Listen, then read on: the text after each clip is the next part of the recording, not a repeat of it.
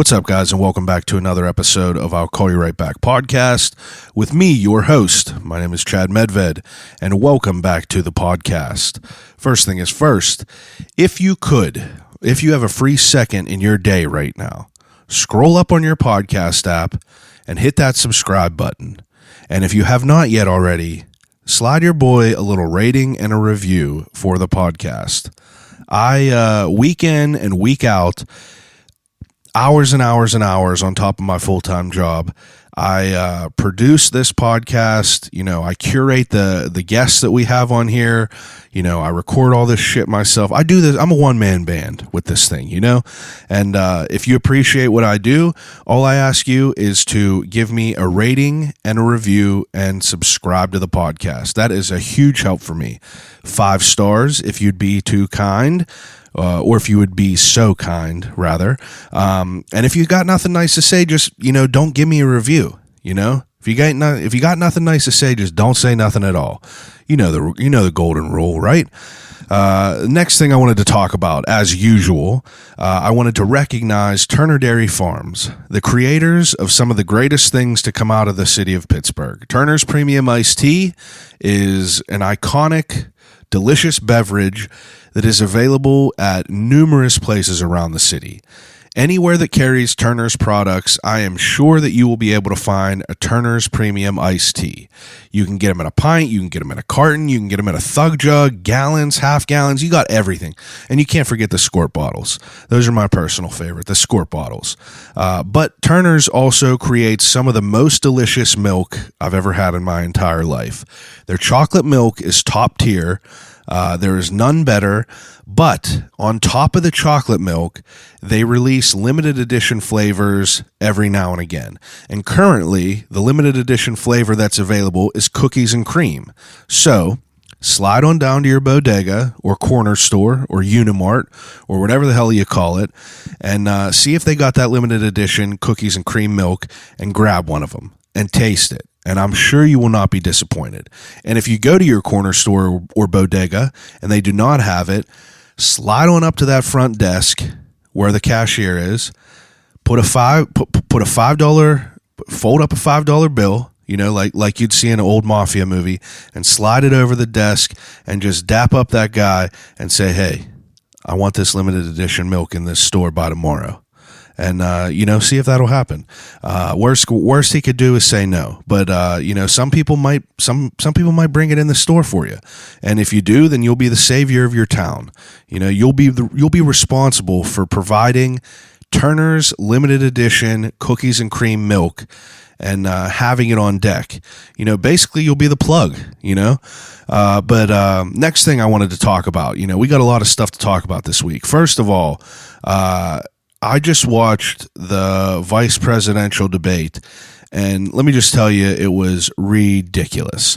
Along with the presidential debate, I don't get into politics on this podcast really ever, but I've been watching the debates, as I'm sure a lot of yins have, and I just think it's absolutely ridiculous.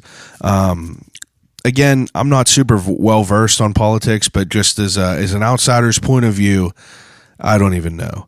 The worst part about this debate this week is that, a fly landed on Mike Pence's head, and I go on Facebook. Obviously, everyone in the world has seen this fly.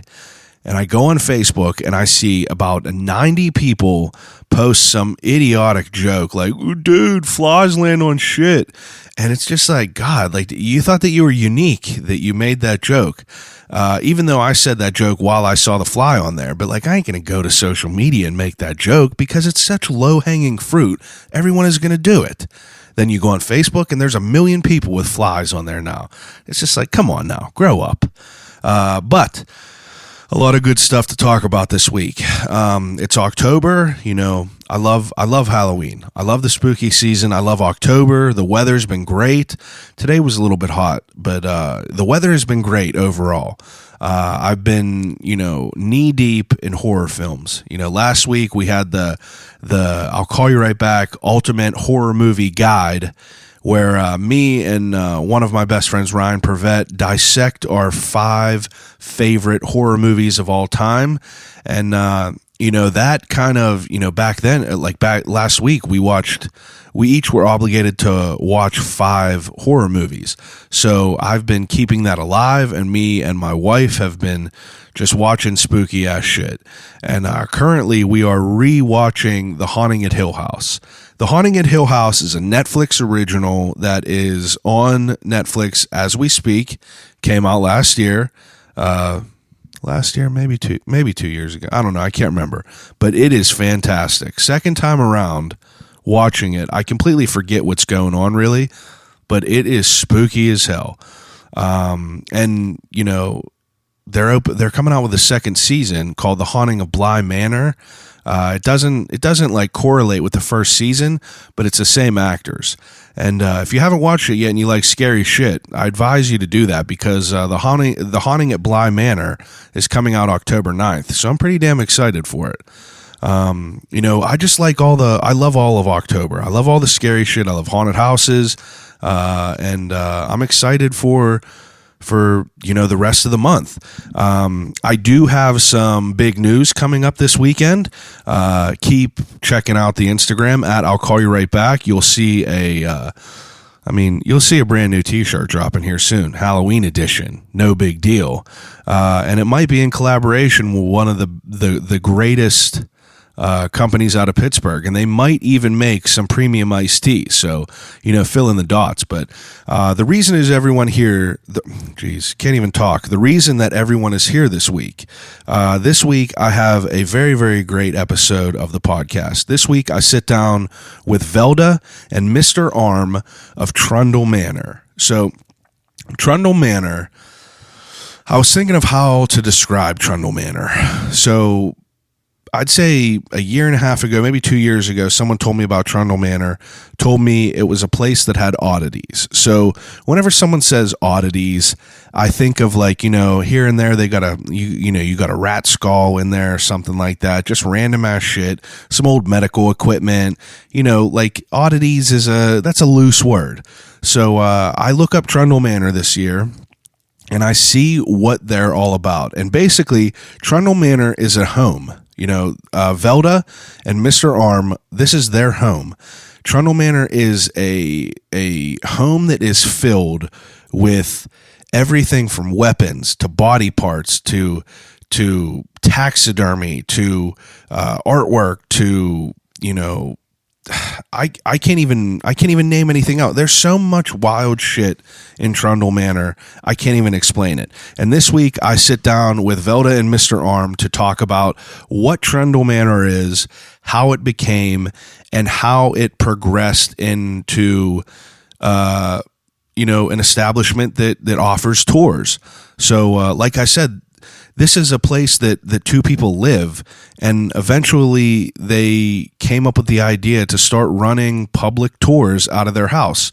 Obviously pre-COVID, Trundle Manor is not open right now to tour, but before this, they hosted comedy shows, they hosted movie nights, they hosted Halloween parties, they hosted all different sorts of events in their home. And I got to go there. I think I'm the only person that got to tour this place in the last 6 months. I went to Trundle Manor. I was masked up, and Velda and Mr. Arm were very nice enough to take me through the manor, and I got to walk through the halls and experience that in a very, very, personal setting. It was just me in there. I got to ask them any questions I wanted, and I was just infatuated with everything. Basically, you walk in this place and every inch of the walls are filled with every sort of thing that you could think of. And I was overwhelmed. I was absolutely overwhelmed by all the shit that I seen in there. And like I said, there's everything from, he got more meat cleavers than I've ever seen in my entire life. There's body parts in there. There's all sorts of taxidermy, goats, rabbits, all kinds of wild shit. And then as I'm walking through, I see a full-size black cat in a case. And obviously it's stuffed. Well, it's not stuffed, I found out. I thought it was, but it's actually it's actually freeze-dried. This was their personal pet who passed away, and they got freeze-dried. And the pet grew up in this house, so they were like, hey, we're going to get this thing freeze dried. So, I mean, it's limitless what you could find in this home of theirs. And I got to sit down and talk with them all about it. So this week, I sit down and, we learn about Trundle Manor. So I'm going to quit talking your ear off, and I'm going to let you guys listen to it. So without further ado, episode 136 of I'll Call You Right Back podcast with Velda and Mr. Arm of Trundle Manor.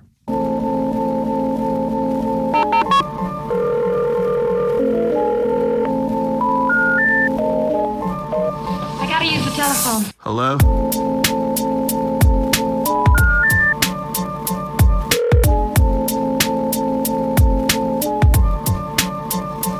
Telephone. I'll call you right back. Call you right back. Telephone. I'll Call You Right Back podcast. Is that a bad thing? No, I just know I know of Shannon because I did some stand-up comedy. Oh. He's done work here. Yeah, We used to have a stand-up night here. Oh, yeah? A little bit, yeah. Yeah, I did stand-up. I know him from that, and he was also a barber at a place I used to get my hair cut. Nice. But, He yeah. cut my hair outside of this vehicle. There you go. You can't beat that. It's always nice to know someone and get your hair cut by. I knew him from the It's Alive show, and he was a clown, a dead clown. Really? When I was 16, Yeah. I was their first fan. What is it? It was like a TV horror host late night kind of show, Yeah. but he was on it. He was Stiffy the Dead Clown, and this was He's the best dead clown I've like ever seen. 2005, 2006 it started, and I was in high school, and I'd always loved horror stuff, and they came around. I'm like, I got to be part of them. So I started doing all the zombie walks with them, and Really? I was like their little teenage, not groupie because it wasn't like that, but sort of like their little fan, hung around. Yeah.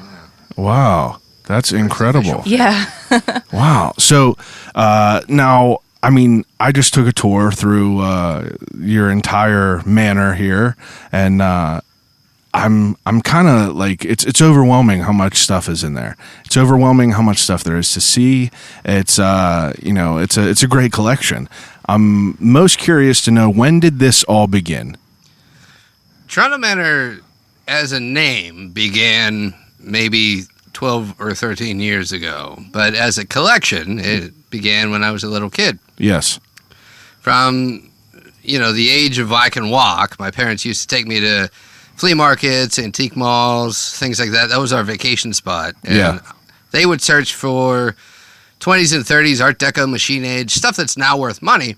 And I would somehow look for junk that I thought was cool. Yeah. And a lot of that junk ended up, now I guess it's cool, but, and I built up my childhood bedroom with all these dead things and all these weird weapons and cleavers and all that stuff. And then when I moved out, I got an apartment for only a small amount of time because my collection could not be withheld within an apartment. Yeah. So I ended up finding this house and purchasing it with an ex-girlfriend. And it became Trundle Manor through happenstance. It was, for one Halloween, we're the Trundle Graves Funeral Parlor and Taxidermy Service. Wow. And I was Pip Trundle, and she was Fawn Graves, and she ended up leaving me, so I kept the Trundle name. And it ended up working out because nothing is named Trundle but the Trundle bed. So Yeah. I lucked out in finding the perfect thing. And the collection kept growing, and my wife ended up meeting me. She could tell that story. Yeah. But she sort of opened it up to other people coming in, and she was more social than I, so more tours and more, being open to letting people through the doors. Yeah. And it just, continued. There was no plan for it. It just was. It just happened to be, it manifested itself. Now before, you said that you started growing this collection whenever you started this place, whenever you bought this place. Before that, how big would you say the collection was compared to what it is now? What do you think, on like a quarter maybe? A quarter of it. Okay. Well, when I first met him, when I first came around, I would say maybe a quarter of what it is right now. Because when you started, it started as a kid. It was just a shelf in your bedroom. Yeah. But as far as the house goes, we just keep sort of pushing things into corners when we buy new things. So it's hard to even quantify, but yeah, you know. Now, when did you buy this house? 2007. 2007. So 13 years you've been working on this. Oh, it is 13 years. Hey. Lucky Nice. 13. Very good. I was married on Friday the 13th. Oh, Nice. lovely. Yeah, it's a discounted rate. I mean, no one wants to get married on Friday the Is it 13th. really just like black You just- cats are less at the shelter? Yeah, it's You have to ridiculous. prove them wrong. That's all. Yeah, you got to prove them wrong for sure. And I was first told about you guys like it had to be last year. I think that that had to be the first year that I actually heard about this place, and I immediately hopped on social media, started to look at the type of things you had here because like we were talking about before we started recording, the oddity game is advanced over the years. It's sped up, and now it's like everything else, very saturated. And I was like, an oddity shop I always love to go and just see all the weird stuff that's in there. And I heard that this was the place to be. This was the place to come and see. That there was things here that you would never see at other places. And just from all the photos, I was blown away by everything. Thank you. You see a lot, and you're like, man, I wonder what that could. A photo could only speak so much to you. But walking through the halls of Trundle Manor was very, very impressive. I'm glad that you said halls. It makes us sound so much bigger. Yeah, the halls. We understand how small our place is. Yeah. But I'm always amazed because Velda does most of the tours. I'm always amazed at how much people enjoy what they see and apparently think that it's worth their time to come here. Oh yeah. Because I always think well, there's still spaces on the walls that I haven't filled. It looks like there's nothing on the walls. But I don't honestly realize how little people have in their households nowadays. Absolutely. You're desensitized to it. I think that very my, much. My aesthetic is that 1800s, or Queen Victoria era where there's just things everywhere. Yeah. And there's always something to look at because when I go to our friends' houses, I'm so god-awfully bored. I bet. I got nothing to look at. I think I've seen that painting 5 times. I don't know what to do anymore. Yeah. and I'm not that intriguing as a conversationalist. So I just thought it was fill like the time. You could stand in all of the rooms, and I mean you could stand in there for a good bit of time and still see things that you didn't see in the beginning. And I thought that was like, we were just standing there talking for probably 45 minutes. And every time I turned around, I would see a new thing that I didn't notice before. Yeah, I said I lived here for months without seeing everything. That's what I mean. There's still things that he collected when he was quite young that maybe he doesn't remember what they are, or I never knew. But there are still mysteries even to us That in just our pop up. home. Yeah. Now, so could I'd like to go back and learn how you kind of, what would you call yourself? A collector. A collector. Or a displayer Collector. of wonders. something Displayer like of wonders, but you have a certain a vein of things that you collect. It's not like some people collect lighters and shit like that, and I see you have Stamp teeth collectors and all. Yeah. Yeah, no, I mean we're certainly, I would say, I guess, oddities collectors, if you want to put a hashtag to it or something. It's easy for people to grasp onto. Yeah. I also That kind hurts of my heart that you said that. I'm sorry. I'm trying to relate to people and that's terrible. I guess. Forget don't it. do that. I think we that's the have best no way- reason to relate to You're people. right. I think that that's the best way to describe what this is, though, from an outsider's point of view. I mean, obviously, you two could sit there and you could subgenre and dissect things a little bit more, but from someone who is not in I this love world, dissection. yeah, dissection. But for someone who's not in this world, I would say that this was, the best way to describe it would be like an oddities, a collection Yeah. of great oddities. I've told people that we're the professional Addams family, and that sort of works for people to kind of grasp it. Absolutely. Now, whenever you're younger, both of you, how do you get into, becoming, interested in this sort of, area of collections? Well, our entire lives, and when I met Velda, it was, like meeting my sister because we both sort of want to live in a movie to some extent. Yeah. And we've developed our life so that every step that we take is sort of a shot from a cinematic event. And I think that the house became that way because I saw in the old monster movies things in jars and mad scientist equipment. I thought that was normal to have, as an interesting person. And I thought, well, I want to be interesting too. So, of course I like these things. And, the whole oddities concept it's odd because nobody, not everybody has it in their house now. But, we collect cleavers, we collect bones, we collect taxidermy, we collect art, we collect, so many different things that we are some of the most impossible people to shop for because I don't know if it belongs in the manor until I see it. Yeah. And we actually have someone that we're going to go see their collection on Wednesday, and I'm not sure I'm going to want any of it. But they send some pictures, and they're being nice to us. Some people just sort of think, hey, you guys have a bunch of junk. Here's some junk we have. Do you want it? And what we do is so well curated. I don't think other people quite understand what we're looking for. Stems from mom and dad. Yeah. Oh, so his parents also. Yeah. Mom and dad have collected, like I said, machine age, Art Deco, old designer things. And they have a wall of toasters and irons. And my friend's parents used to think that they just collected toasters. Yeah. So they would give him a toaster. And Dad's like, no, I know who designed this toaster. That's why I own this toaster. Yeah. It has nothing to do with it being a toaster. It's a different level of appreciation. Because I know the name of the designer who designed it during the Great Depression. That was designed so that people would buy things. Wow. And we're very much the same way. Now, as I'm walking through the halls of Trundle Manor, I see a lot of great artwork. And, you told me that it was parents who are great artists.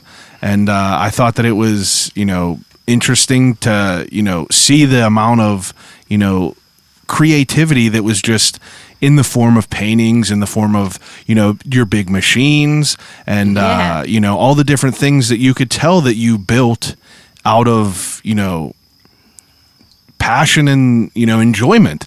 You show me your working desk that turns into the best thing about this that I think that I've seen so far is that this is your house and you created a way to make this an attraction and a way to hide your everyday things that might pull people out of the experience of coming in here. I do love the way that things can hide. And that's sort of, when I was giving tours, that was people's favorite part, was seeing the laboratoire that we walked into, where our cooking machines. Yeah, the cooking machines, the dishwashing machines, because they really weren't expecting it. Yeah. Like, it's exciting to watch people's excitement. But that's part of the tour. You say that, like, this is our fridge, this is our stove. Oh yeah, I mean, I'm very down to earth about it. Yeah. And as much as I do live in a movie and love that sort of surreal aspect, I also like showing people hey, this is real, and you could probably do a similar thing, if you had excellent taste like we do. It's possible. Like, I think it's just a cool, it's a different level of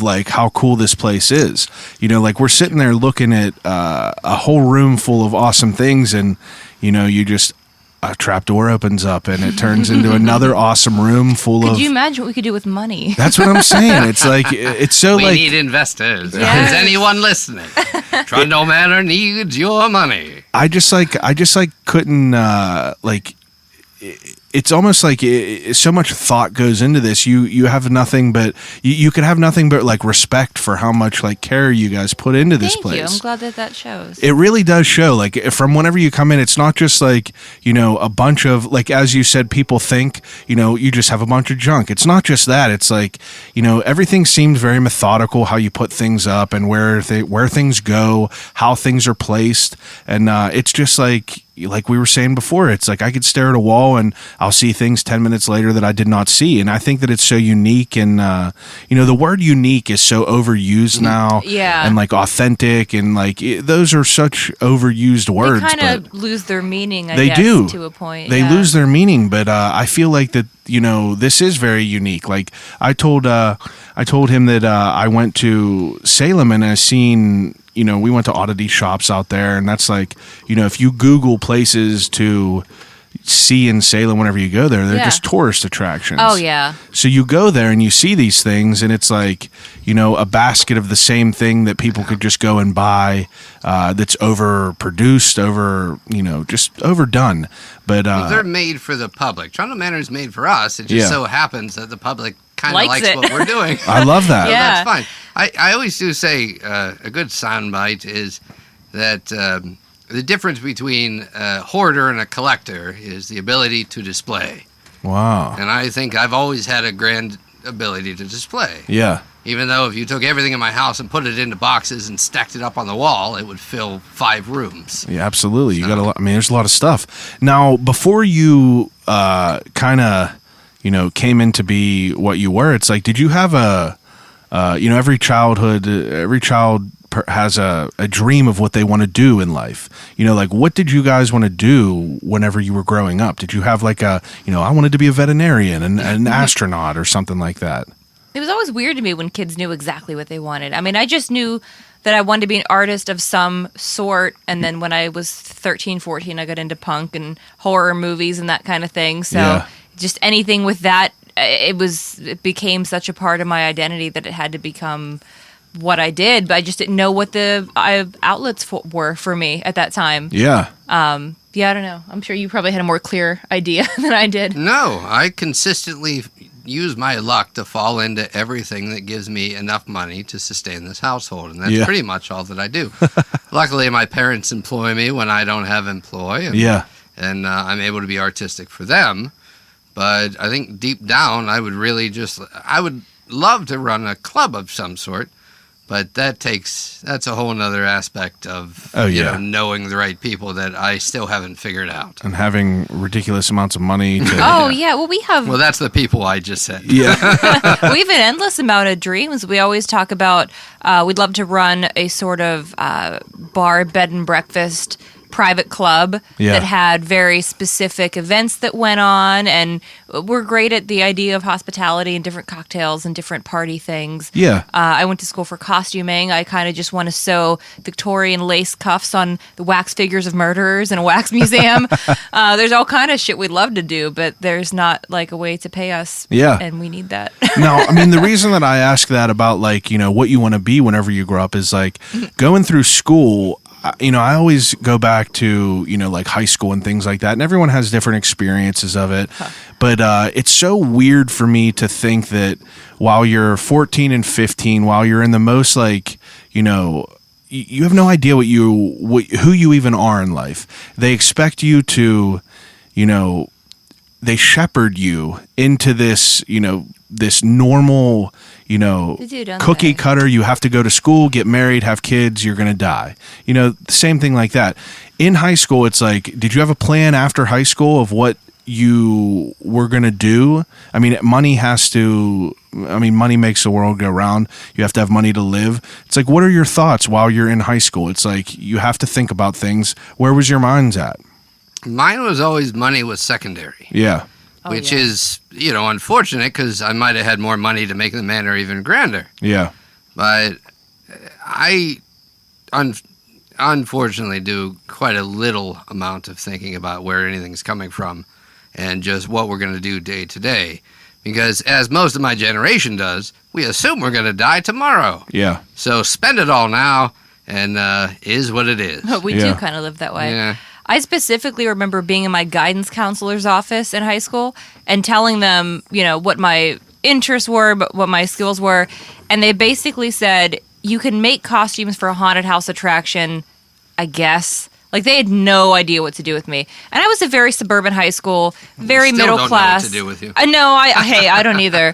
But it was really distressing that those are the people that are supposed to be left in charge of young people. And I mean, I had a good enough sense of self, and my parents were really sweet, and I wasn't as lost as I could have been if I had a different kind of life. But it's just terrible that they don't really know how to guide people that are weird. They don't know what to say. They're high school guidance counselors. What do you expect? I had a guidance counselor, and no help whatsoever. No, nothing. No help whatsoever, but... the question would be like, what did you think you were going to be? I'm always curious what other people thought too, because we're on the other side of this weird mirror that never had an ending. Now, whenever I was younger, I feel that I was undecided. Oh, he's got the Rona. Yeah, I got the Rona. Oh, get out of my house. Chug all this water. But whenever I was younger, I didn't really have an idea what I wanted to be. I just know that I wanted to, at first I wanted to be special effects artist. My brother would do zombie makeup. For Halloween, we would play tricks on my mom. We would do all this. But my parents were more, my mother came up in a corporate environment. She worked her way up the entire way, climbed the ladder.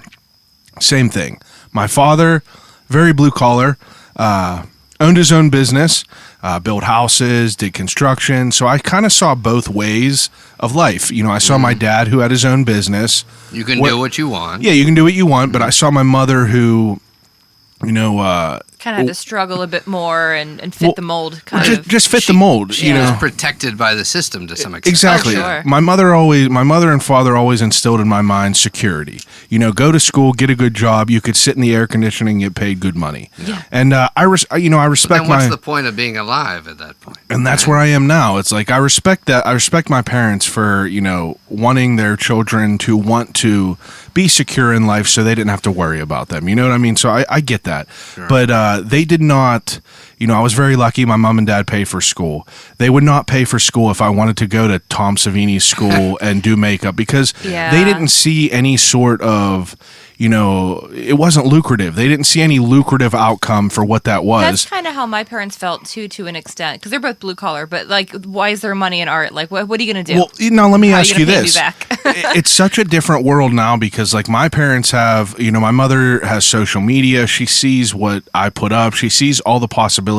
She sees that there's little kids making millions of dollars on YouTube just reviewing That's toys. a whole new thing. Doing what dances and Just being an reviewing idiot, toys. yeah. So back then, your parents, kind of have this different, conception of life and what is normal and what you should do. So I don't really fault them for, kind of making me go towards that safe lifestyle. Mm-hmm. But nowadays I feel like that they're starting to see more potential. So the younger generation is going to be able to kind of spread their wings a little bit more and do different things. Back then, I'm only 30, but it was still no one had cell phones really. I feel like I was the last age of people to not have cell phones until they were older.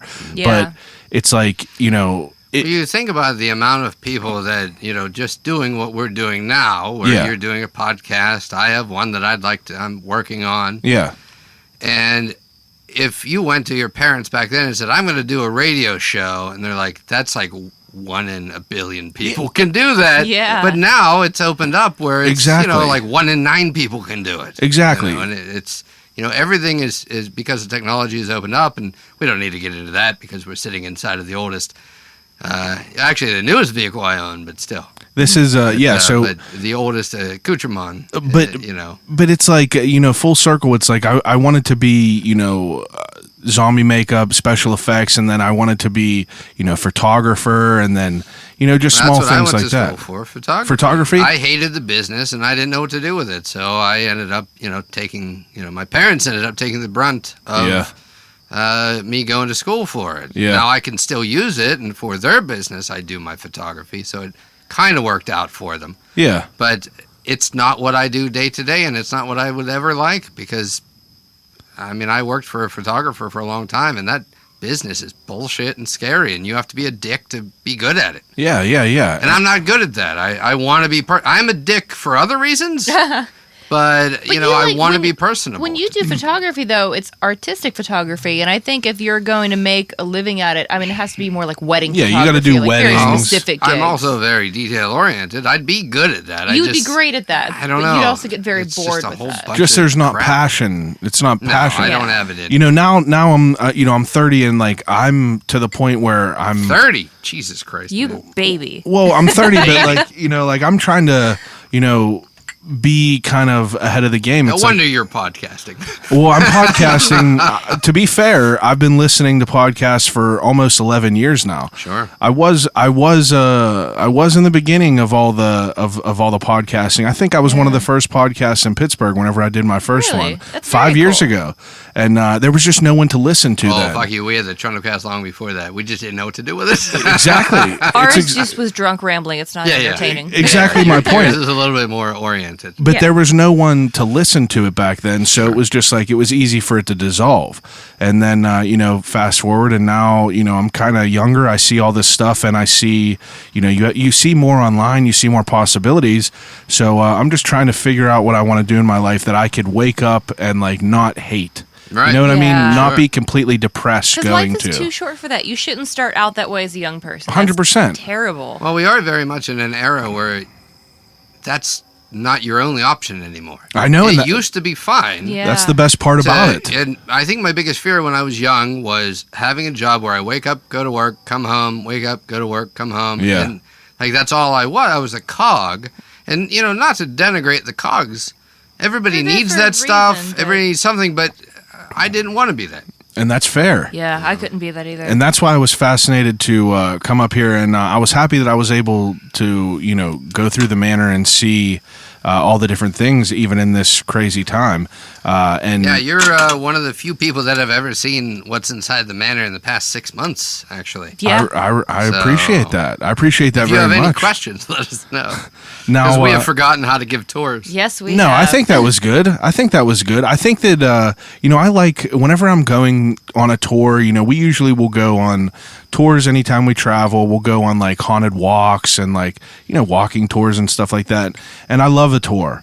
I like to be able to go look around and ask my own questions. Sure. I like for you to like, tell me some things, but I don't want to be like bombarded with it. I like to be able to just see and ask questions There about should be a things. direction, Yeah. but you should let the other people lead it, which is sort of how we've always done stuff. Yeah, Whenever we give tours, we have a pattern for almost everything in the manor because Yes. we've had so many people through and ask questions, but we sort of let the guests lead us a little bit. I like it to be a conversation because there's definitely been tours where people are just very quiet for one reason or another, and I'll kind of rush them through if I can tell that they're awkward or just, aren't the kind of people that ask questions. But sometimes there are, and there are people that I know that they're excited, and I can Yeah. see from like whatever they're wearing that we already have something in common.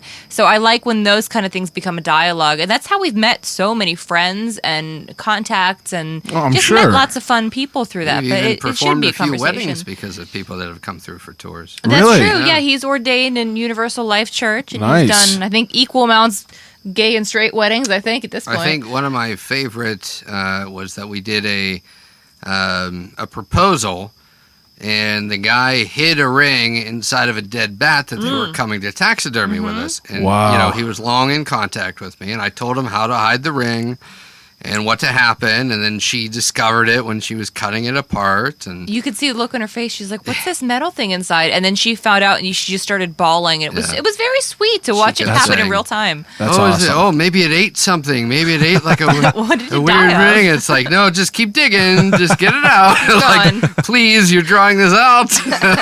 And like, I'm sweating just waiting for the moment. But yeah, we've had people use the manor for a lot of different stuff. Now, whenever you bought this house, you said that this was just, you guys were just living here, no tours or anything like that. How long? You all right? Yes. Well, how long after you bought the house did you start doing tours? Well, before we did tours, and the way that she actually knew about me during my hot rod days. yeah, And before we gave tours, steampunk just became big, yeah, and I had been working with brown leather and brass most of my life. So Yeah. I'm like, oh, this is cool, till I found out most of those people are pretty goddamn lame. yeah, So I opened up the place for tea parties or birthdays, or it wasn't tours. It was like, well, I need to use this house. yeah, Like, I need people to see my house. Yeah. How do I do that? And that's how she was able to get herself invited over. She found out I was newly single. ah, She found out that I was opening the house up for people to check out. Wasn't tours. yeah, And, we talked on MySpace. That's how long ago it was. Wow. We talked on MySpace, and, I loved our conversations, and we set up a date for her to come over and check out the house with some friends, and it turned out all her friends bailed on her, and I'm like, I'll come get you. yeah, I'll come pick you up. It's fine. Because, I knew what she looked like. I knew how she talked. I sort of fell in love with her when I started talking to her. Yeah. And I had to have her here, so we figured out how to get her here, and you know, we said her first. We'll talk about it later, but we said that our first official date was cutting up squirrels in the basement. But before that, when she came over that night, I said the 3 things no man should ever say to a woman when first meeting her. I said, "Oh my God, you're beautiful. I'd love to see you naked." Now I had to pull that back and say, "Well, it's because I'm an artist, and you know, I want to artistically see your form. You're very stylized and cool looking." Yeah. I think I, at some point, laughed off telling her that I loved her because we had such a good conversation. Yeah. And at the very end, I did ask her to marry me the first night I met her, but I also had to laugh that off as well because what kind of fucking insane person does that? So we actually sort of figured out a pact to not say I loved you or not say I want to marry you. Yeah, we said I I adore you instead because we figured that kept was a putting good. it off. It gets the point across, but that's a big moment, so we're saving a moment. But it was like, you know, like edging that the kids do nowadays. Like all I wanted to do was tell this woman I love you. I marry me, be with me. Yeah. Because, you know, we have spent, at the moment, we've spent this entire quarantine together, and I would not put aside any second. We're best friends. We're weirdly similar, but also different. And, we're definitely siblings in another life, I think. Yeah. We do, you know, the jokey sexual thing of talking about being siblings. But That's all right. Because we're both only children, so it's not deep down disgustingly we are, horrible. though. Yeah. Right. I had you know, like I think that's another interesting aspect about like the quarantine. It's so weird because like, you know, that was never something to talk about before this whole pandemic happened. And now it's such like a regular thing in people's lives. It always comes up. There's been so many divorces just because of this, which is super. Well, yeah. I saw it coming because I think people get together and they don't realize. Well, that's exactly you're my getting point. together for the wrong reasons. That's exactly my point. And like during this quarantine, you know, I feel like this was a good test. It's like me and my wife spent every minute together for 4 or 5 months, and I could not be, you know, happier about it. Like, that's so wonderful. it is wonderful, Yeah, and I'm lucky. Give me more time with my wife. Oh darn! I Yeah. loved our time. I was saying to you before how much we used to do parties and events and tours all the time, and both work day jobs. So having 6 months off to just hang out in your awesome creation and have it Yeah. be for us, like that's awesome. It is awesome. We're man. partners We were in so many lucky different enough ways. that money Oh, yeah. didn't ruin us. Like we've been all right. And it's staying just afloat, like but it's so cool to be able to like have that time because we're never going to be able to experience something like that again. Hopefully, You're you know, right. where we're just have 6 months to really like I said. be present with each other. Now, Yeah. think about it this way. When you were young, this is the closest thing to a summer vacation any of us have ever had. 100%. Oh, and yeah. that, it turned out, is what adults need as well as kids. And it shifted a lot of people's mindsets because a lot of people realized that the jobs that they were working for, you know, breaking their backs for, you know, they just pretty much said fuck you and just yeah. you know, you're done with that. And people realized that like everything is so fragile and You're very much on your own in this world. Absolutely. No matter Yeah. what kind of team you think you're a part of in the Yes. corporate world. you can't tell an You're not. 18-year-old will never get another summer vacation to like whatever 18-year-olds do during summer. Yeah. I was gonna say go cruising, go to the drive-in, but This has been that our kinda summer shit. vacation. That's what we do. It has. you know? Actually, I'll be honest, 3 months in, we were going somewhere. We're like, why does this feel like we're about to go back to school? We Yeah. realized it had been 3 months, and something in your psyche just goes back to that. We're like, no, there's nowhere to go. yeah, nowhere to go. So you're obligated to, you know, do different things that you would normally do to like, you know, occupy your time and, you know, take up your free time and Well, and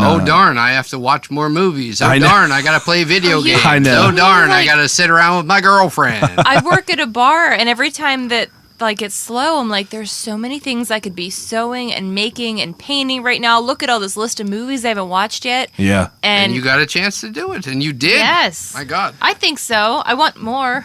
Yeah. I know. I think you know. Now that it's gone again, like if it goes, like I'm back to work and everything like everything that, and it's seems just to be like, going back. man, I don't know if it should. yeah, I don't what I want it to. I don't Well, want I it to. think we need to get back like the way Europe was, where they did give sort of long vacations Oh, to yeah. workers and stuff. Right. And, Well, and it really restores your want to work. Because it's your made me want to go reason to back live. to the studio, do more stuff. Yeah, it's recharging your batteries. We all need that. We're working Makes you too realize hard. what you're Absolutely, Yeah. absolutely what it is. Now, whenever you began collecting, back whenever you were a child, obviously you're collecting different things as a child, but like whenever you're an adult, Not as much so. not as much so, but when you're an adult, you have, you have different money situations, you have different capabilities of getting things from, different states all over the world. Oh, sure. Like where, like, is it, do you have like a certain goal of things that you want, or is it basically like, if I see something I like, I'm going to get it? I'm like my dad. I'm a terrible person to shop for because if I see it, I'm I buying want it it, myself. I'll find a way to get it. Yeah. But the only thing that's really changed from me being younger and living at home was I don't have as much dispendable funds for vehicles, and I'm more nervous about something breaking down, or more nervous about something going wrong, because way back when, well, that was Dad's problem. Yeah. If the house went wrong, that was his problem. Yeah. If my car went wrong, well, shit, I got a summer job, I can pay for it. But now it's all me and it's all her, and it is definitely slowed that part down anyway. Yeah. Absolutely. I mean, since I bought this house, I've owned 3 limousines, 2 hot rods, this thing, now a boat, and it's all just because of this weird amount of dispendable income that just popped up, and then I wasn't good at keeping the things up. Yeah. If it broke, I don't like doing that, but I like building something. Yeah.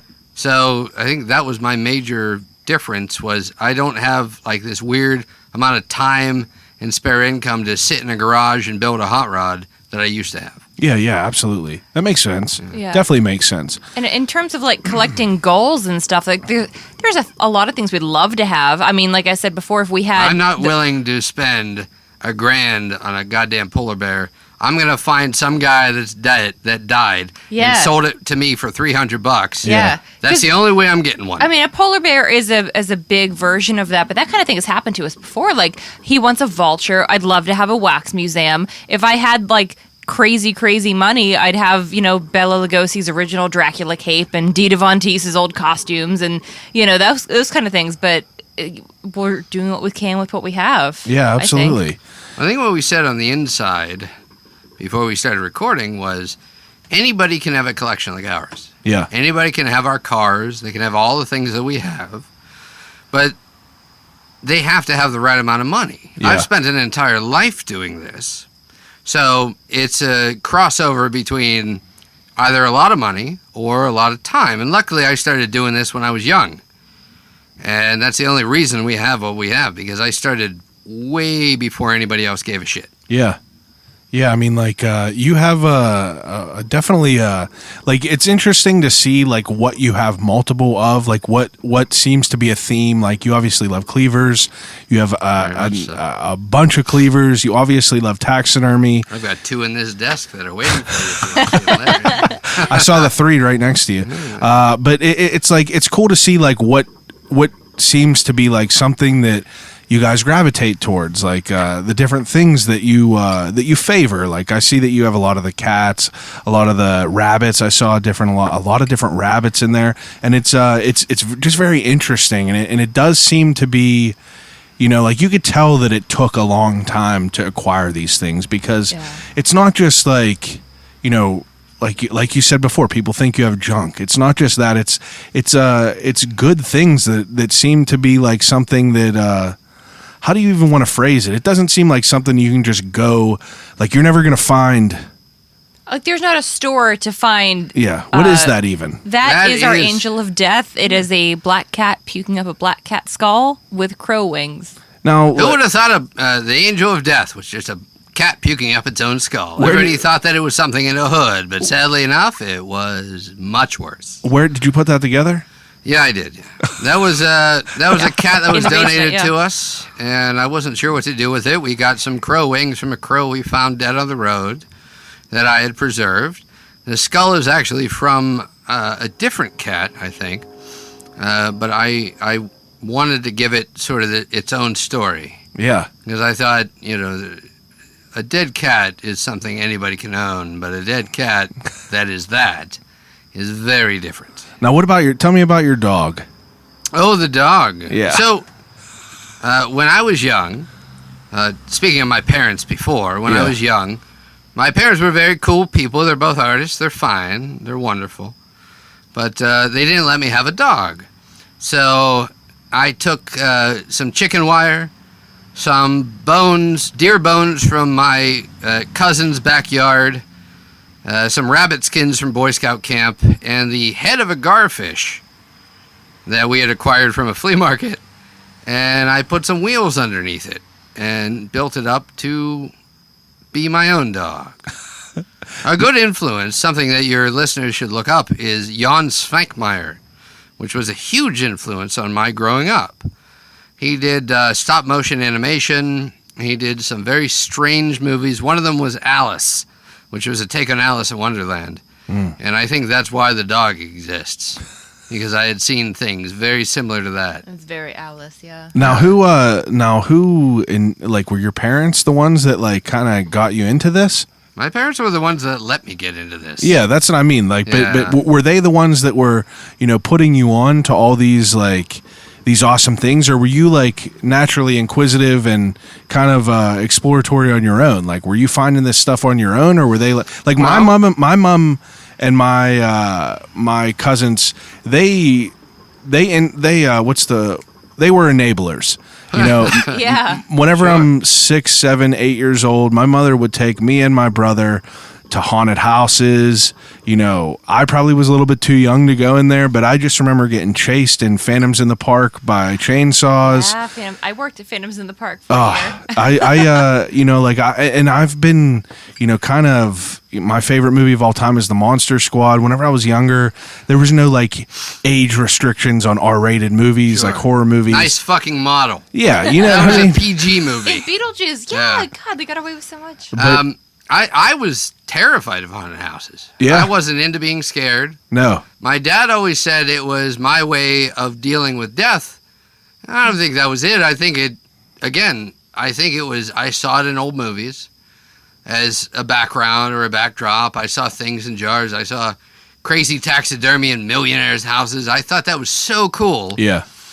So I wanted that. And I found out that back then, you can get that shit for a song because everybody was into the modern world. Yeah. They gave very little craps about, old taxidermy or dead stuff or, strange sculptures or barn finds. Nobody cared about that when I was growing up. Yeah.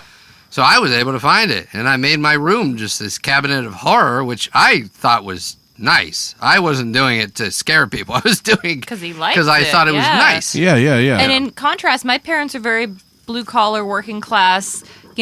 Normal, I guess, but they love the old Vincent Price movies because they are baby boomers. They grew up with that kind of stuff, and they had an appreciation for sci-fi and horror. So I definitely, watched that stuff with them. Yeah. But my dad's also a volunteer fireman, and at the fire department, they built their department in the 70s around this Victorian-era schoolhouse. Wow. And they did a haunted house attraction out of it called the Haunted School.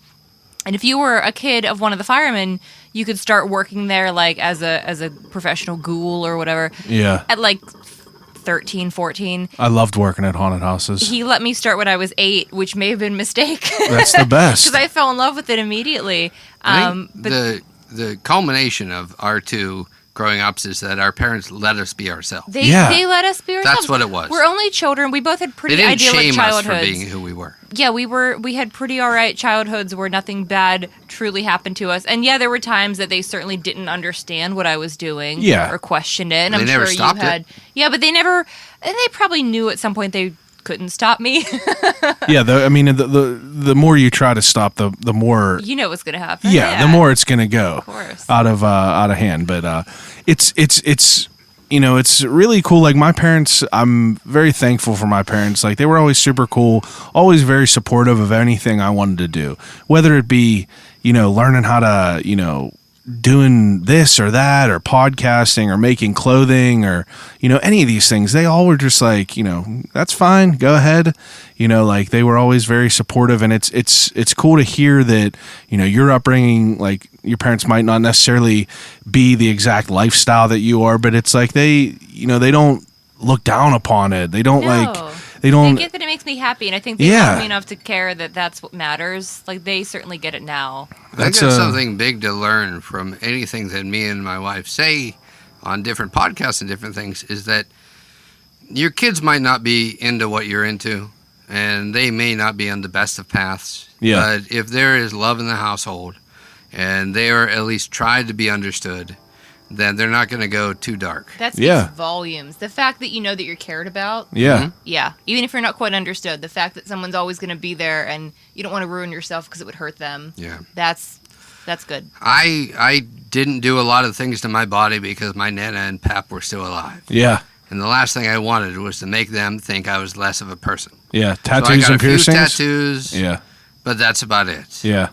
And I think that's really important for people to know. Yeah. Is that you don't give your kids every carte blanche, but you got to give them some for sure. Give them their own sort of leeway. And have enough faith in them to make the right decisions. I mean, if you're in an environment like you said that you got a loving environment, you got understanding people.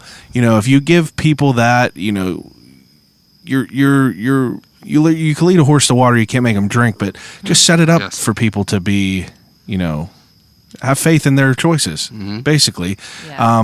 I'm curious to know, the process of these tours. I know you were telling me that you used to do certain nights, tea parties, things like that. And after he got you over here and you two fell in love, I told the whole story, darling. I'm sorry. Good. That's good. I'm glad.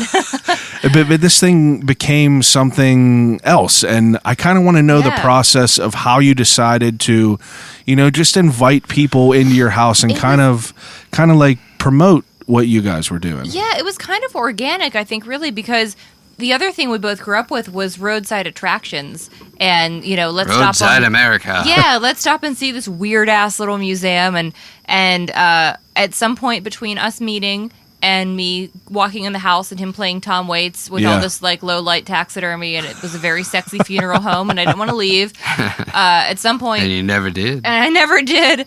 I think we at some point drunkenly thought like, well, what if we just like made brochures? What if we fake it till we make it, essentially, and pretend that we're a tourist attraction, pretend that we're a museum. And he had his car club at that point too, so we'd do various events out with them, and every time that we'd have the hot rod set up, we'd have like a little thing next to it with like flyers and business cards and brochures. Yeah, a little thing that he sculpted, and people started to call and then email, and I mean, then we got social media involved and everything, but there was a demand for it, so it felt weird to not let people in. And at first I didn't know what to do with it. It was strange inviting people in. I've developed a pattern over a while, because I kind of feel like a horror host in a way, but instead of showing an old B movie, I'm showing them my house. Now, what was it like in the beginning, as far as like what kind of people were you like getting to come to the manor? Like, was it the people that were looking for like the roadside attractions? It was not locals. No locals? It was. I'm sure we had a. Oh, I'm sure you had locals, but it wasn't mainly locals. Somehow we got on a few different lists, and we got on a few. We were interviewed by a few different websites and travel websites and stuff. And the first time that we realized that we're an official tourist trap was we had this family come through, and this was. If you remember Pete and Pete, you're a little younger, but if you remember Pete and Pete, the mermaid on the arm, they looked like the all-American family. Yes, they were just a little bit overweight, bespectacled dad. The mom had an updo. The son was also overweight with glasses. Yes, and they were headed to Boy Scout camp. Yes, and somehow they found us. And they said, well, we're coming through Pennsylvania to take our kid to Boy Scout camp. Can we stop at your house? Wow. And it was such a wholesome and fun tour. And we realized that's it. We're officially a tourist trap because there's a difference between a tourist attraction and a tourist trap. A tourist attraction is designed for tourists. It's designed to make money. It's their only business. And we were a tourist trap. We were the ones showing a potato that looks like a bat. Like, that was our house. Like, I've seen so much worse tourist attractions than what I had in my house. And I thought, well, shit, why are we not just showing this off? Why am I not allowing people to come through who are on their way to somewhere better or somewhere else? And I add this small amount of wonder to their little trip. Yeah. And to me, that was the most fascinating thing of keeping us going. Yeah. Tours like that made us keep going because I wanted that kid to eventually see that at some point in your life, you can be what you want to be. Yeah, you can make your life how you want to make it. Yeah. Anything. And we just sort of opened up the wonder. You're a living example. Yeah. That's one of my favorite parts about doing tours is especially when there's younger kids and they don't necessarily need to be like the goth kid that you can tell that they got a problem with their parents, but somebody who just has any kind of interest in different stuff and wonder and looking around in front of you instead of being like on playing a game on your phone or something. And when those kids can see that they can live as an adult, but not a real adult, but like have fun, that's really exciting to get to show them that. And so we just got a letter from a girl who was in 7th grade. Did you talk about her already? No. Okay. We got a letter from this girl in 7th grade, and it was her school project to write to a museum. And she chose us. She had been here, and she said it was the coolest place that she had ever been. And she asked us a few questions, like, when did you start collecting? Two little questions. Like, what's your favorite thing to collect? Like, typical questions. We both wrote her back an entire, page worth of things. And we haven't mailed it out yet, but we have, postcards, badges, I'll go out tomorrow. patches, things That's to so send awesome. to her. It was so exciting, especially in quarantine, to see that, people still care and still feel that way. Absolutely. And think about you. We're pretty isolated right now. And that's what we need. We don't need... I don't want hundreds of people coming here. Yeah, I don't want that. You want the people that want to be here. We've had organizations say we can advertise for you. We can do this. I'm like, I don't need more people through my house because that's not what it's about. We get donations, and the donations go towards maybe a bottle of rum or a new piece of taxidermy, but a small piece. And it's not our daily job. We're not doing this to make money. We're not doing it as a daily job. I'm never going to sell a piece of the collection. Yeah. I've given away pieces of the collection, but I'll never sell something to make money. That's not what I'm about. It's not because people think that. And we're about propagating wonder, and the amount of people that I've given a tentacle in a jar to for free that have written me later and said that's still on my mantle, and now it's got this dead chipmunk that I found, and it's got this shark in a jar that I found. Yeah. I'm starting new collections. That's what I want. I love the phrase of propagating wonder.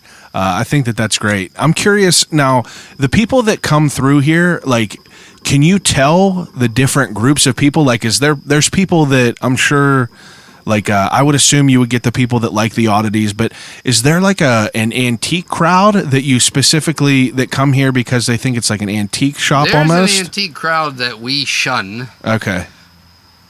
Not in a bad way. No. I get it. Just so they immediately know I'm not going to sell you. Yeah. Because he answers all the texts and all the inquiries, but he'll immediately tell them we're not a store. Because I think a lot of people do think that, and they think that there's also a place that we just buy everything from. Is there a dead squirrel store in Pittsburgh that we just go to every fucking Saturday? No, I've had sorry, movies there's not. contact me and say, where can I buy taxidermy? And I go, I don't fucking know. Yeah. I'm not, there's not a depot for taxidermy. Yeah, it's just I've came across that old guy with a barn that's falling down that somehow was open on the side of the road, and I convinced him to sell me a bear head that was falling apart?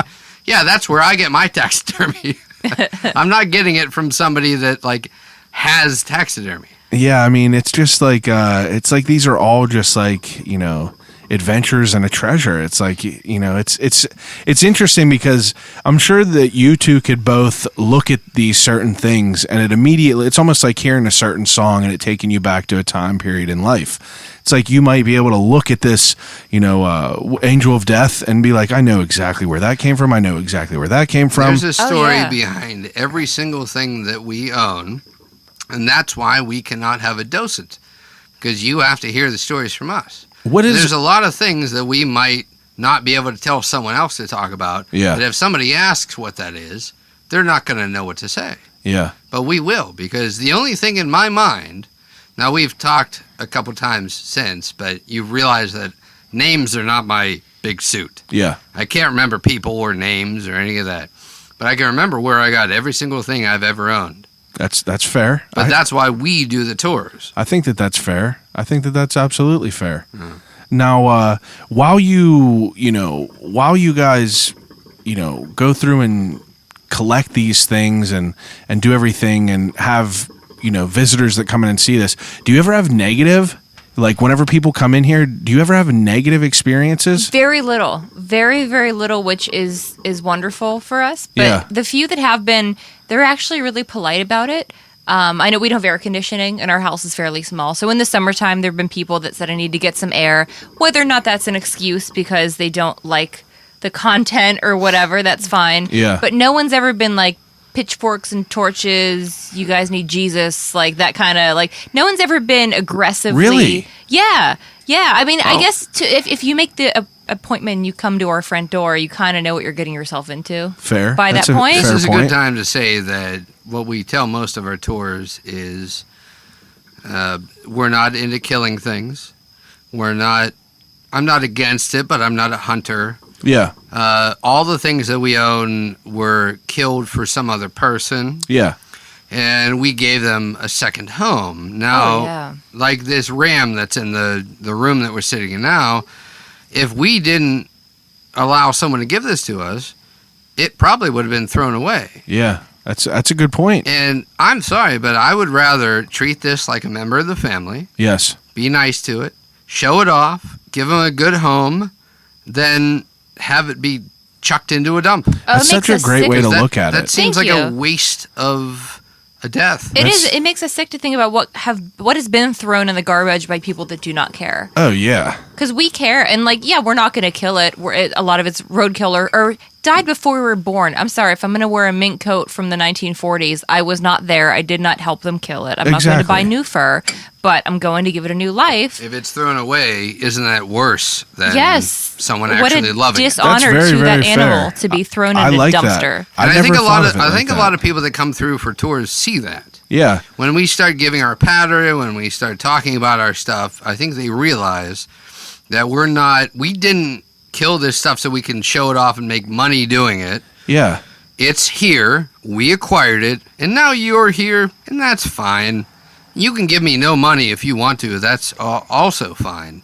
But if you give us money, then we can save more animals that have been killed by someone else. Wow, I love that. I love that whole idea of giving it another home whenever, some people might just throw it away and cast it away. These things are like our family. Wow. Every single piece that we own is like a member of the family. And we've even talked about being sort of gold diggers, but for grandparents, for older people that have cool stuff that I know that their kids are just going to throw every single thing they own away when they die. Absolutely. And so we've had people come through here that we've said, this is our philosophy, this is what we do. And we actually acquired, can I talk about the tiger? I think so. We have a tiger that was acquired by somebody who came through, and it was his father. When his father was a young child, they were in Indonesia. That's where his dad grew up as a baby. And this tiger was wandering through their village, and they shot it because they were afraid it might eat this human child that lived there. And it was legal then and there in the 1950s and whatever, but they held on to it. They moved here with it. And fast forward to a few years back, they were getting rid of his parents' stuff. And they said, what do we do with this? We don't want it. We don't have room for it. It doesn't fit with our decor. It's going to go in the trash. Before they came to us, they approached museums. They approached private collectors. This is a full-size tiger? Baby tiger. Baby tiger. Okay. But yes, full-size baby. Yeah. And they approached all these other places, and they said, and they came for a tour. And he told Velda that, well, the next stop for this tiger is the dump because I don't know what to do with it. They were just going to throw it away. And in my mind, if somebody comes into our house, we might be in trouble for owning it. Yeah. We might be in trouble. But I'm going to take the risk because I don't want this little guy being chucked in the garbage. No way. I don't believe in that. I think that's crappy. Is it illegal? I think it's an endangered little tiger. I mean, it's illegal to kill it now for sure. I don't know what all the... We don't have a solid amount of providence. There is a letter. We have the people's names. That's the best we can do. Yeah, I mean, that's fair. You know, and since the other places wouldn't take it with just that, we did. And again, I hope that this doesn't get us in trouble. I really just wanted this guy to not be thrown away. I hate the concept the listeners of don't know how true dead it is, animals so being thrown away. No. I don't think anyone that is working for the, Humane, WWF is going to come over and worry about that. They but better not. We're like the Island of Misfit Toys, especially though. after, after the explanation of, why you keep these pieces and how you look at them and how it's, repurposing, giving them a second life. Like, I think that that's a beautiful way to kind of, a lot of people think of death as such like a negative thing, and it's kind of just like the end of it, and it's kind of just like, things just wash away. But I love guess the we have idea a different of that. concept on death for that reason, because we're surrounded by it so much. Yeah. And that's why when our beloved cat passed away, like, he grew up around seeing all these dead animals. Yeah. And there was no question in our mind that he had to stay with us in some form. So, I mean, he is freeze-dried and on display. It's a similar process to taxidermy, so he's whole and he's pettable. And he looks exactly the same. It was one of the hardest things that we ever had to experience was our cat dying. Yeah. And even through the process of him being away, being freeze-dried, was terrible. How long did that take? It took 6 months, I think. Yeah, he passed away 4 or in 6, I can't February, and we got him in November, right after we got home from England. So, I don't know. Why does Do it the take math on that that, long? 10 months. Well, the freeze-drying process is very long. Oh, is it? Mm-hmm. Oh, wow. It's not taxidermy. They're not removing the skin and shoving in some, like most of our things. They're freeze-drying it, which is... They have it's a very long process. These machines that are essentially, they're part freezer, part dryer, part Sucking out suction the- machine. Oh, So wow. they do remove like the internal organs, and you can have the option of having them put back in or whatever. But we were it's- the only ones that he did that for. yeah. We also had this little stuffed bat that our cat used to hang out with, and we let him sit in there with him, so he had a buddy the whole time. Wow. Which we don't need to start crying right now, because I will. But yeah, no, it's and the guy who did it. Like, he's done hunting trophies and stuff. There's like little squirrels, but there's a lot of little tiny yip yap dogs and little mice. Like, he does a really fantastic job. Yeah, We were the 13th people that year to we have brought his him on services. the 13th, didn't we? It was. I think we did. It was a very lot of happy. 13s, and our cat died at 13 years old, and he's a black cat. So we knew it was the right way. Jeez. Yeah. Look at that. What, like, now, is there Thanks. anything that you both have that's like your thing that you love, more than anything? Like, obviously you have the cleavers. I know that you're a big fan of these cleavers. I've seen it on your social media. What about you? I mean, my big thing has always been, I guess, classic horror movies. So I actually have a Vincent Price autograph that came from my grandmother. Wow. And she met him backstage in 1972 in Dayton, Ohio, I believe it was. He did a lot of theater in those days, and he did Oliver. And he was Fagin, the villain. Wow. But she got to, I guess, somehow see him backstage and just said what a big fan that she was. And I mean, I grew up loving his stuff, and when she was dying, getting rid of things, she showed me this. I said, how did I never know this before? Yeah. So there's that. We also have a jar full of Bela Lugosi's grave dirt, which we bought online. And we weren't there. No, we had a friend donated that to us. Was it a friend? Okay. Yeah, I couldn't, that was a long time ago. frequented grave sites, Okay. and she got us some grave dirt. Where's That he was so long buried? ago. Tour, yeah. He's in Holy Cross Cemetery in Culver City in LA. Really? Yeah, he's in Hollywood. I didn't know that. Yeah. Hollywood has some beautiful fucking cemeteries. Hollywood Forever does the whole thing, which You don't pay for things like that. no. You acquire them. Yeah, Acquire I was things thinking like of something that. else. But yeah, no, those connections to people that I really care about. So I have those two, and I'm a big Ed Wood fan, and I'm actually friends with the executor of his estate. Oh, wow. He didn't have any children, but this guy Bob was friends with Ed Wood's widow, Kathy, when she was older. He lived in her building, Yeah. and he was a big film buff, and he helped get the movie made when they did the Ed Wood movie with Johnny Depp. So Amazing movie. Yeah. I think that is my very favorite movie of all time. Really? Yeah. But he Wow. sent me a pair of her earrings. So I have a pair of Ed Wood's wife's earrings Jeez. that I wear on special Which he definitely occasions. tried on at some point. If they're pre 1978, he 100% put them in his ears. Yeah, for sure. Absolutely. Now, obviously with the whole, like the area of the pandemic and COVID and everything like that, things have slowed down here. And as we were walking through, you have this super cool display case full of these little figurines. Now, I grew up, my father was very, very big into trains. I have an uncle that was very, very big into trains. And one of my favorite things ever was to see the layouts and all the people and everything like that. And you said that you did these like figurines like that. Now, what other what do you do? What do you do as a regular job? I've had a lot of different regular jobs. Right now I work for my parents' art studio, who they mainly do work for churches and religious things. They're not necessarily religious, but but they do stained glass windows, iconography. Wow. They've done complete church renovations, interiors. It's an art studio, but they found a niche. Yeah. So they've been using that. Me, as far as finding jobs, is always just fluid. Yeah. I find what I need to, like I said, to keep me afloat, to keep Yeah. us going. Because to me, having a job should not stifle your passion project. Yeah. That's understandable. Now these figurines, like how did you even get into these? Because like if you could see, people that are listening, like if you could see the figurines, like they're absolutely fantastic. The jeweler that did Velda's wedding ring and my wedding band, our wedding bands, and a few other rings that I designed, he was approached by a guy that wanted miniatures made. Yeah. He had seen that in Germany, they're making all this money from people having miniatures doing crazy things on train tracks and stuff like that.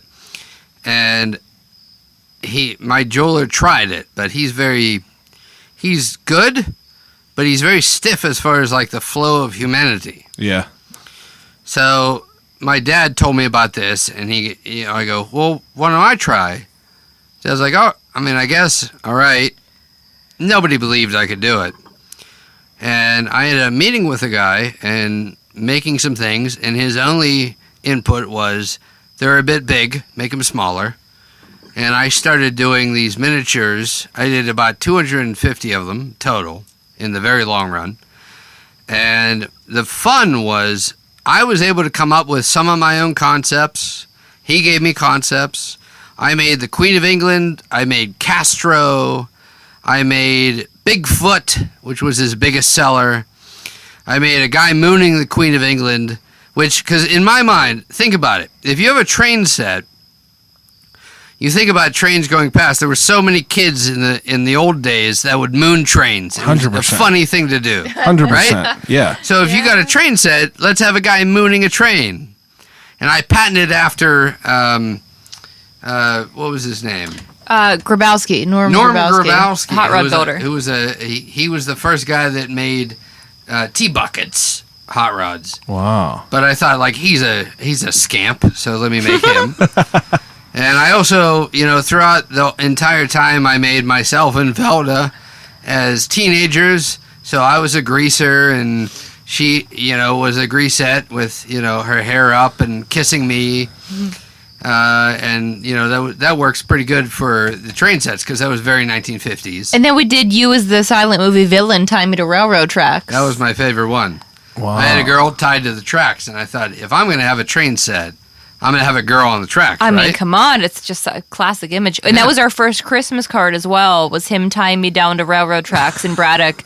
It was like the week of Christmas. We shot the photo very late, and there was also a train that still ran on the track next to it. It was a very terrifying experience. Wow. Cut some Jeez. of our electrical cords. It was fine. Yeah. It's all fine. It was fine. It's all fine. It worked out. It's so interesting because like you both are so like artistically talented. Like these eyes that you post or that you painted, and all these photos or all the paintings that you made in the manor. Like it's super impressive how good you are at painting. And like Thank you. Your artistic ability, like sculpting this. Like you showed me that throne. Like it's just like I have no artistic ability. Like this is my extent of it. I could come up with ideas, and I have a million ideas. I can never stop coming up with ideas, but I have no way to put them on paper. I'm rubbish at drawing. Absolutely rubbish.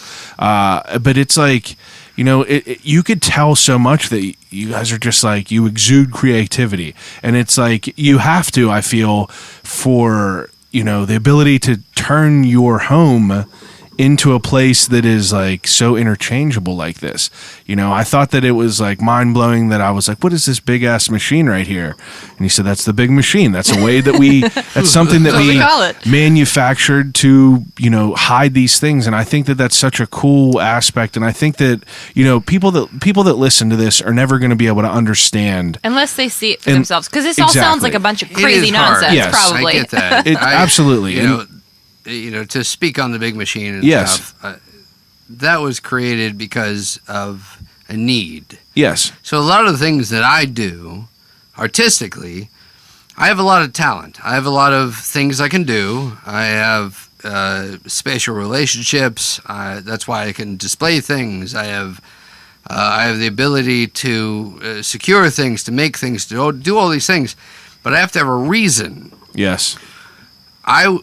I never would have made those miniatures unless I had a job to do. Yeah. I never would have made the big machine unless there was a reason to hide what I was doing. Yeah. Everything I do is because it needs to exist. Yes. I'm fascinated by artists that are able to create paintings that have nowhere to live.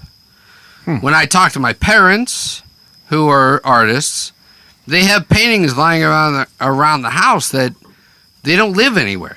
They don't know where to go. They don't know where to be. And They paint so much you're kind of stacked up against things. I don't understand that. I'm a very fastidious human being that sees a need, fills a need, utilizes any techniques that he has in his repertoire to fill that need. Wow. I could learn to paint. I could learn to do anything if I needed to paint, if I needed to do something. That's what I've always done. When you asked me how old I am, what did I say? You said, well, you had a delay for a while, and The first number I gave you. you said, I can't even remember, 400 or something? 700? Mm-hmm. Yeah, well, I mean, I swear to you, I was just thinking, like, I can't wait to, like, I can't wait to, like, see what you're going to be whenever you're, like, an old man.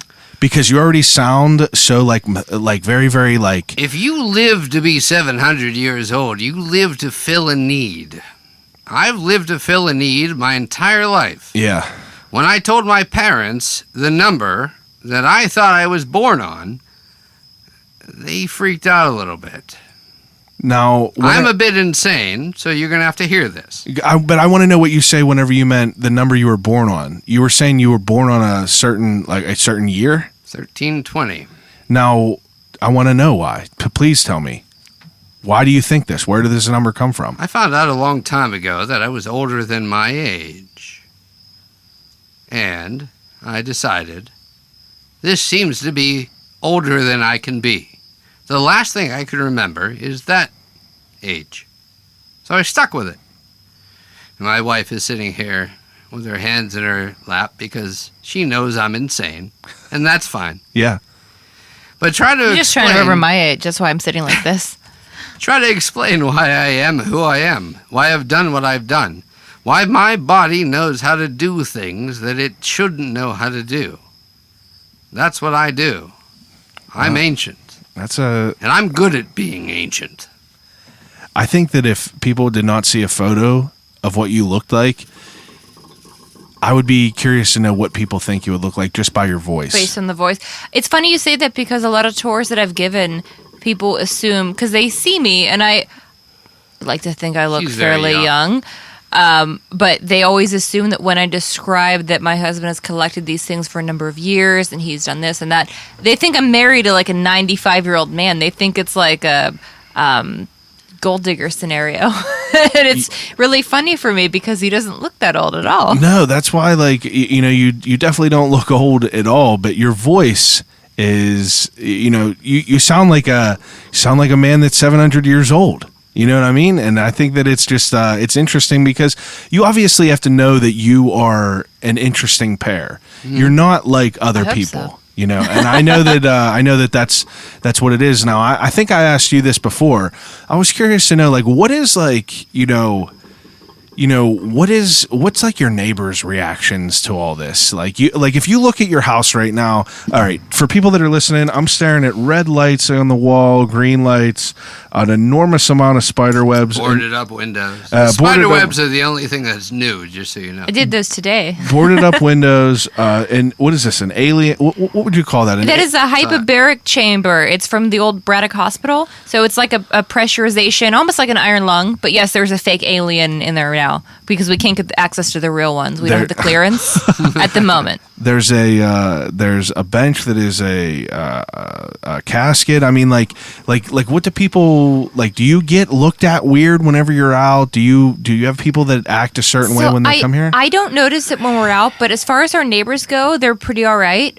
We wave hello to everybody across the street. We always they're very polite say with hello us. because if you're going to live somewhere, you have to be presentable to the neighbors. Otherwise, they're your downfall. One of our Maid Adams family takeaways is you can be weird, but don't be a dick about it. So always be welcoming to your neighbors. If you're going to invite them in for a cup of arsenic, if they say no, it's because they're a dick. That's so good. It's like you can always be as weird, but don't be a dick. Like exactly. I love that. What's the point? What are we going to do? Make weirdos look worse? Make everyone think that we're like boiling children and being Satanists or whatever? Like, come on.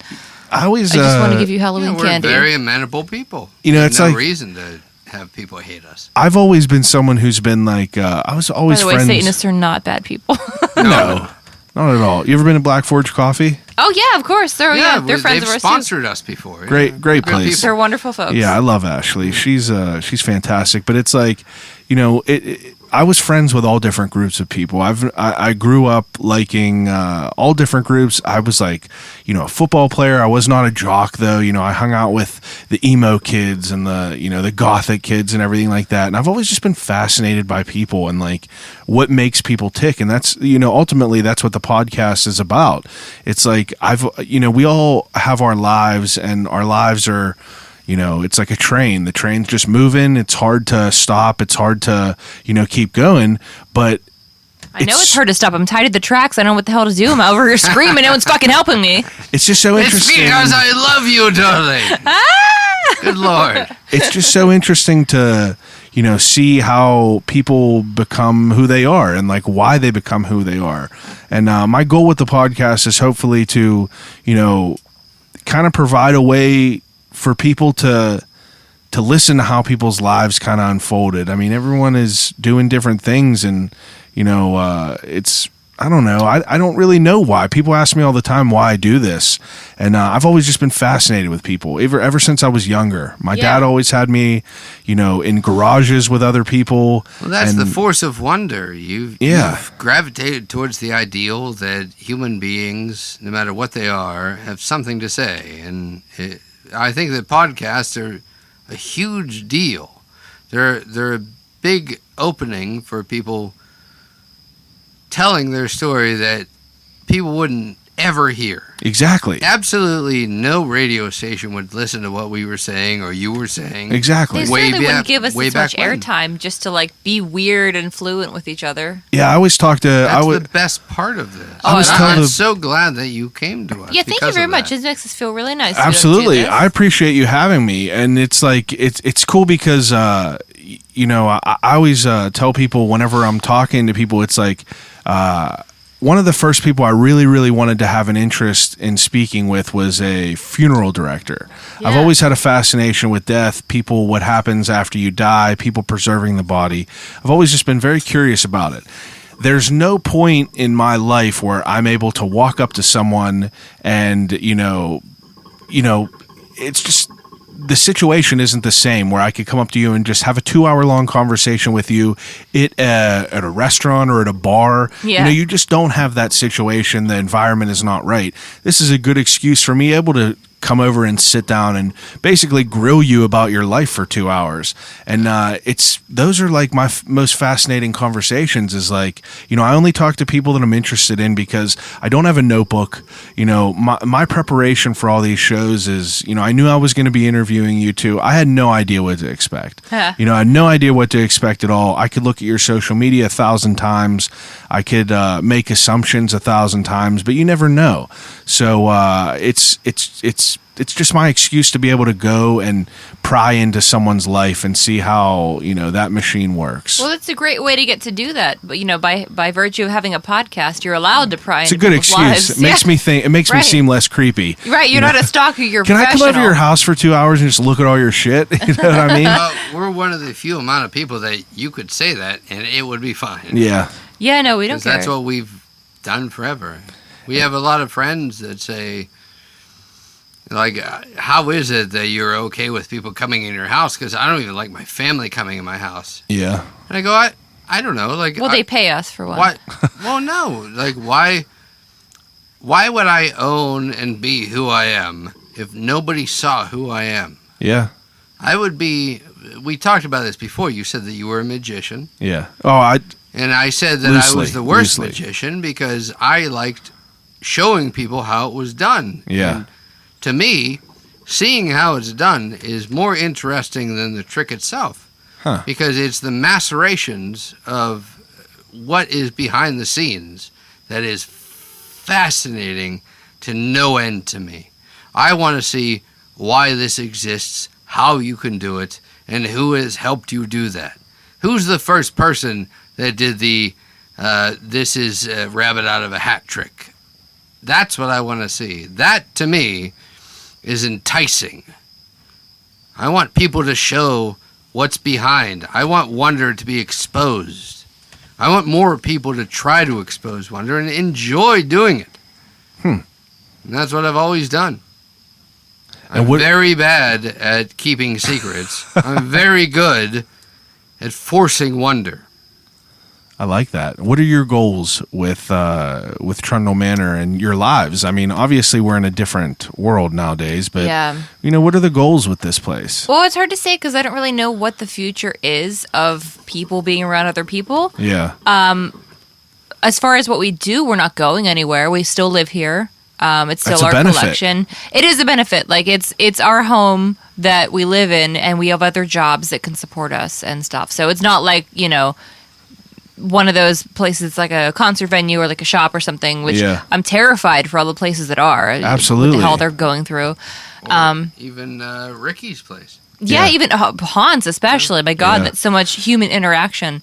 I'm going to but- be auctioning off 4 passes to Castle Blood for this for October. Oh, we love Nice. Castle Blood. Fantastic. Yeah, is that who you were talking about, Ricky? Yeah, Ricky. Yeah. He that I feel like that's a perfect example. Is like that's another one of my goals is to be able to kind of expose all this awesome shit to the masses.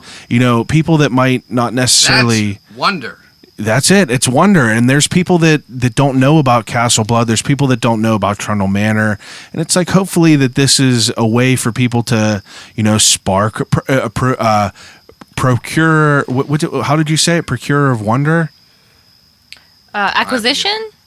I don't know what you Forget said. what I said. But, Okay. but you said it great. And Trundle Manor specials, which we were supposed to talk about what we were drinking. oh yeah, good point. I was so blown away by everything, and I was drinking everything in. But we'll get to the end in the segment All right. right now. Yeah. So, all right. The first thing before we do the ending segment, I do a beginning segment that I We was forget just. to do? I was distracted by this angel of death here. That's okay, I Black cat understand. throwing up another cat's skull. But I do a beginning segment called "What's in the Cup."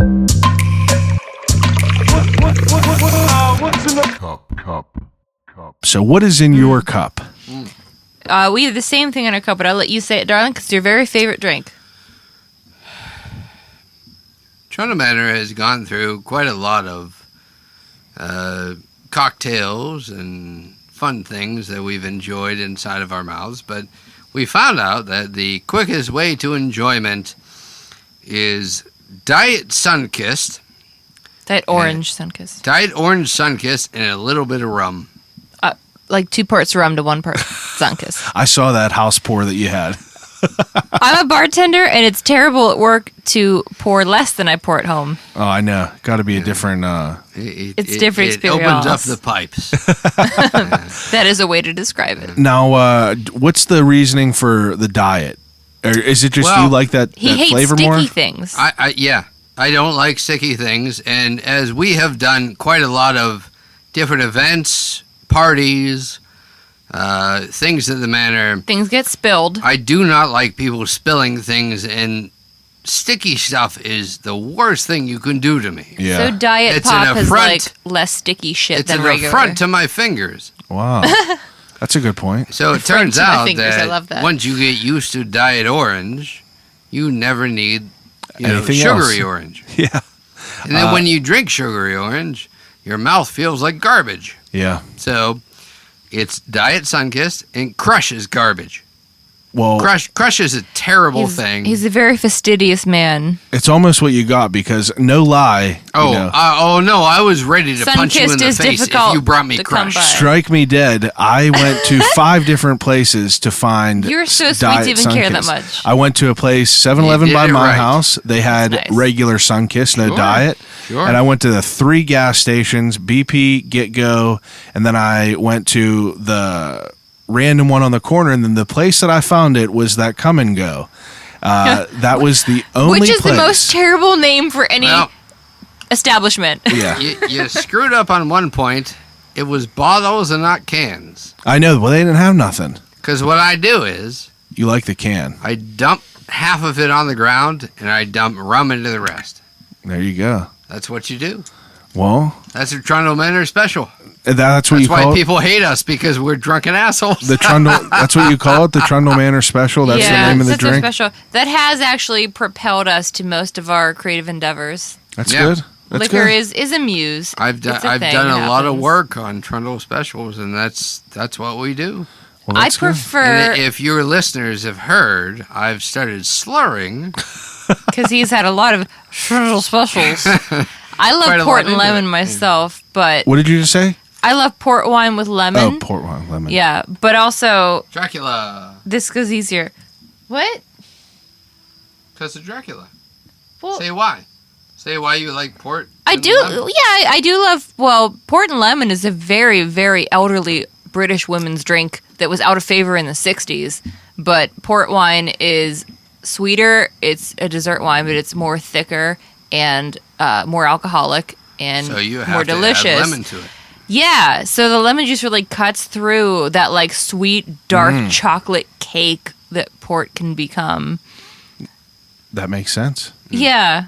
All We're right. decadent people. I don't think you have All right. realized that yet. You guys are very, very. That's a good word. That's a good word for sure. All right. So the ending segment that I do with each of my guests on the podcast is a segment called Desert Island Questions. Everybody gather up, please.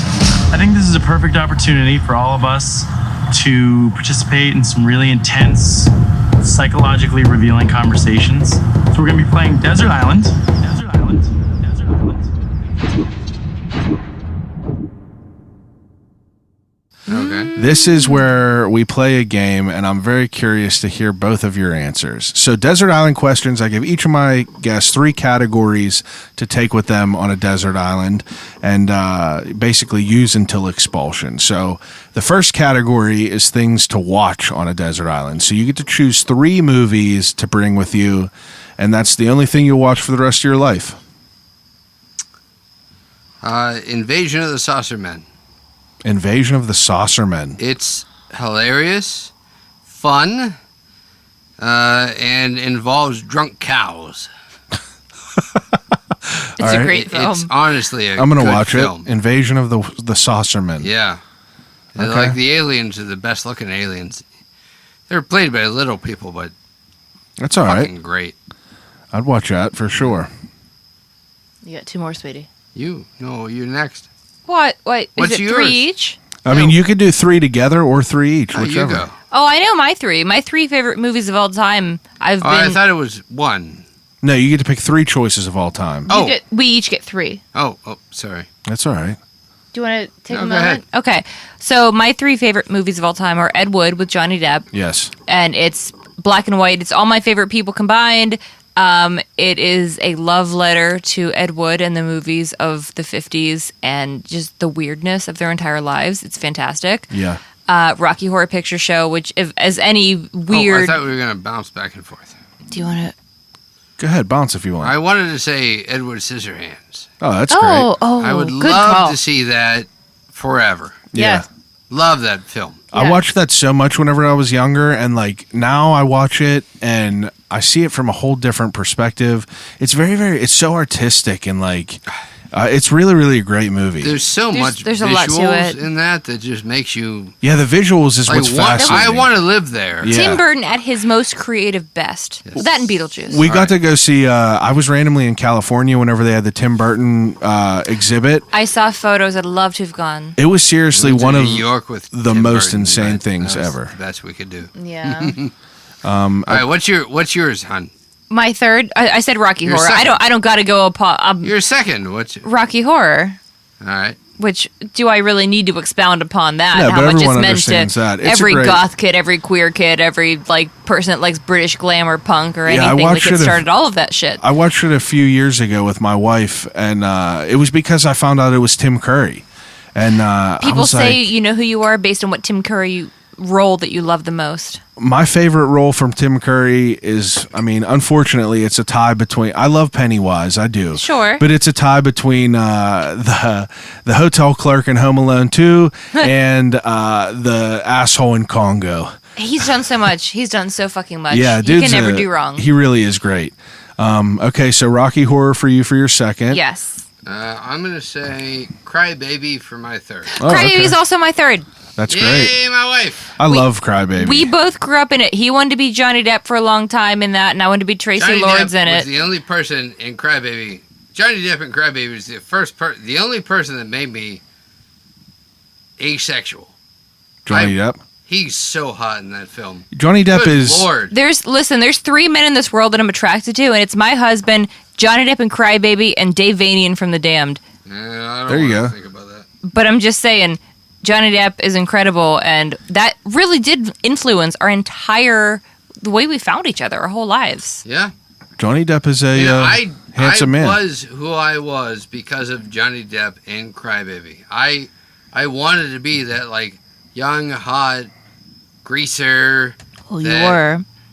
But Johnny Depp never built cars. I built Yeah. cars. That's true. That They was the didn't- difference. They didn't show the behind the scenes of like him actually No, making fuck that shit. He owned cars. They didn't say he built them. You're right. That's true. He played the part. He played the part. It was a part to play. Like My God, what a handsome person. He is. He was so fucking hot in that movie. He's a great guy. Johnny Depp me. is incredible. He John really Waters is. talks about that the very first like scene during the credits where they're all getting their like influenza shots or polio shots or whatever, and Johnny Depp's like tear runs down his Yeah. fucking cheek real slow, and John Waters calls it the cum shot. I lived Because they that- were all I thinking lived that it. fucking life. I got my shots. I took my shots. I took my shit. Yeah, I wish I had been did it. there. I know you did. I wish I had been there. But I wanted to be Wanda in that movie so bad. Fucking Tracy Lords. You're my Wanda, baby. It's Thank you, sweetheart. it's definitely. I remember watching that a lot growing up. All right, second category. Do you guys read it all?